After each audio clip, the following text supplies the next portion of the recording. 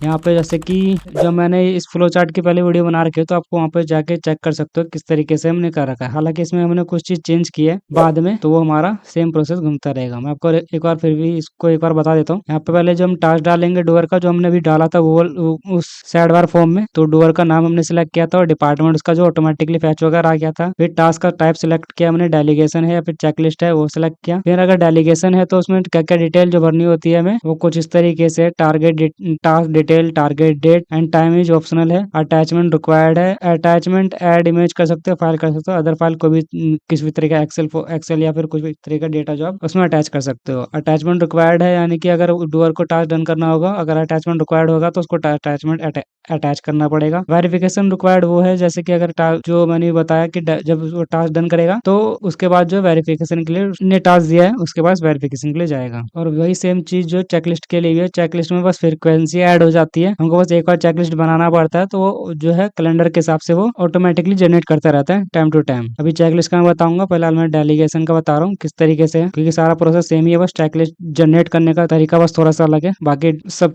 चीज सेम है। इसके बाद जो है डेलीगेशन का और रिकरिंग का, यानी कि चेकलिस्ट का डेडलाइन आता है। फिर इसके अंदर टास्क अगर मान लो कि डन करना है उसको, अगर डन टास्क का स्टेटस अगर डन है तो वो डायरेक्ट फिर जो वो यस के थ्रू जाएगा वेरिफिकेशन के लिए, अगर टास्क डन कर देता है। अगर वेरिफिकेशन है तो जो है वो असाइनिंग जिसने टास्क दिया है उसके पास जाएगा। अगर उसने जो है वेरीफाई कर दिया yes delegation and recurring task, यानी कि चेकलिस्ट टास्क है, तो उसका डेडलाइन आएगा। उसके बाद जो है टास्क का स्टेटस क्या है वो आएगा। अगर वो टास्क पेंडिंग है तो वो नो हो जाएगा। नो यानी कि फिर उसको जो है नेक्स्ट टारगेट डेट जो उस डूअर को डालनी होगी, तो वो जो दोबारा जो टास्क का डेडलाइन जो है चेंज हो जाएगा। और ये इस तरह से इसमें लूप में जाता रहेगा 4 बार। उसके बाद जो है अगर उसने डन कर दिया है, यानी कि यस हो गया, टास्क डन हो गया है, तो वो वेरिफिकेशन के लिए जाएगा। अगर वेरिफिकेशन रिक्वायर्ड है तो जो है टास्क चेक होगा। अगर वेरिफिकेशन रिक्वायर्ड नहीं है तो टास्क चेक नहीं होगा, वो डायरेक्ट डन हो जाएगा। अगर वही टास्क अगर रिक्वायर्ड है, वेरिफिकेशन रिक्वायर्ड है, तो वो टास्क चेक होगा। अगर टास्क डन हो चुका है डेलीगेटर के हिसाब से तो टास्क जो है डन हो जाएगा। अगर डेलीगेटर ने नो कर दिया तो नेक्स्ट फॉलो अप डेट जो दोबारा डलेगी, जो डूअर डालेगा,